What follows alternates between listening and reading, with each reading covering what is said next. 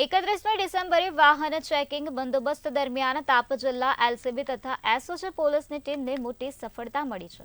LCB તથા SOG police ચેકિંગના બંદોબસ્ત માટે વાહન ચેકિંગ કરી રહ્યા હતા ત્યારે તે દરમિયાન સફેદ કલરનો ટાટા ટેમ્પામાંથી જીપ્સમની બેગ મળી આવી હતી, જેમાં પોસ્ટ દોડાજે 2834 કિલો માદક પદાર્થ મળ્યો હતો। ત્યારે 1 કરોડથી વધુનો મુદ્દામાલ જપ્ત કરવામાં આવ્યો છે તેમજ આગળની કાર્યવાહી હાથ ધરવામાં આવે છે।